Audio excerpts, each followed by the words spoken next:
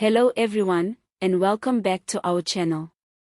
Today we are tackling a story that's stirring serious controversy within the highest levels of South African politics, a story that raises urgent questions about secrecy, elite influence, and the balance of power inside the African National Congress.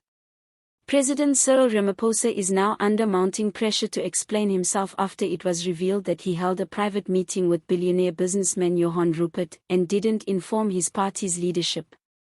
This wasn't a casual coffee.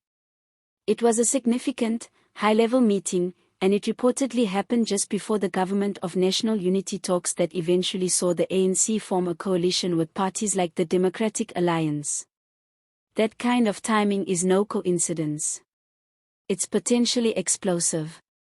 According to several ANC insiders, Ramaphosa failed to disclose this meeting to the National Executive Committee, the party's most senior decision-making body. That's not just a minor oversight. It's seen as a serious breach of internal protocol. Some NEC members are fuming.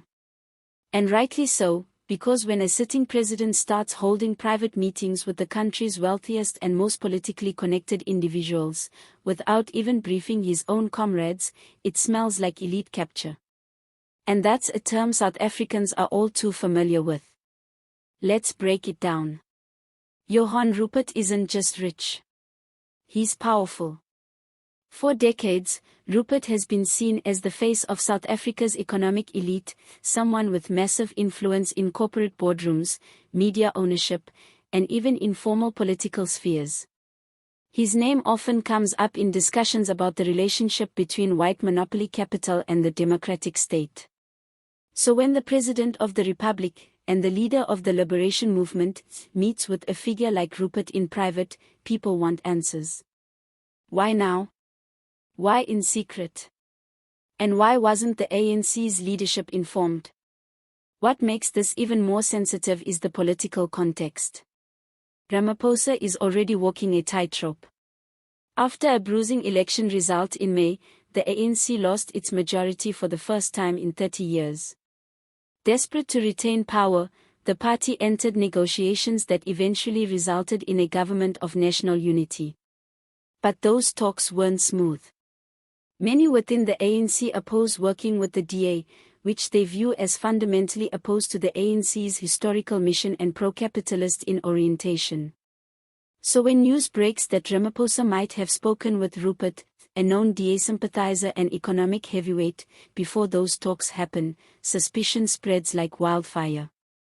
Some NEC members are asking, did Rupert influence Ramaphosa's position on the GNU?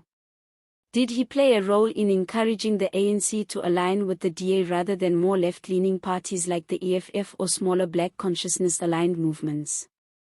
The ANC, already racked with internal divisions, is now facing deeper questions about who truly holds power in South Africa, the elected leadership, or the economic elite behind closed doors. According to party insiders, Ramaphosa will be expected to give a full account of his actions once he returns from his international trip.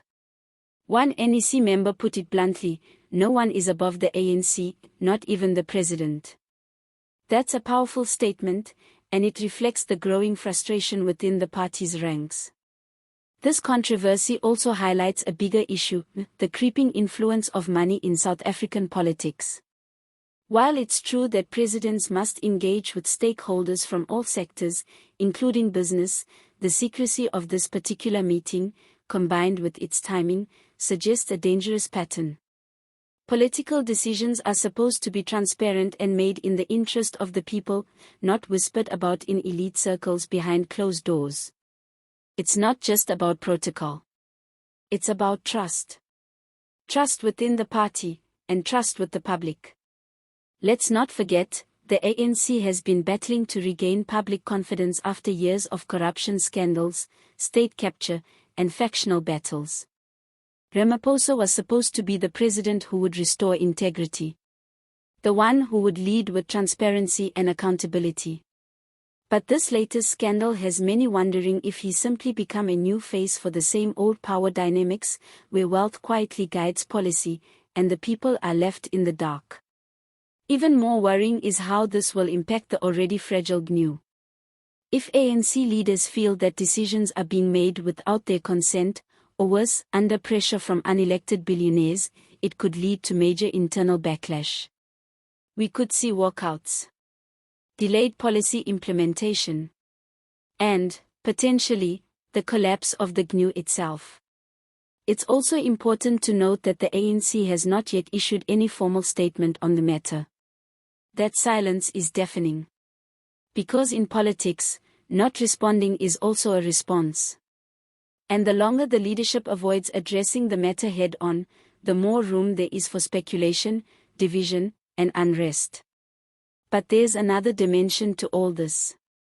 Outside of the ANC, the public is growing increasingly aware of the uncomfortable reality that corporate power is often wielded in ways that bypass democratic processes.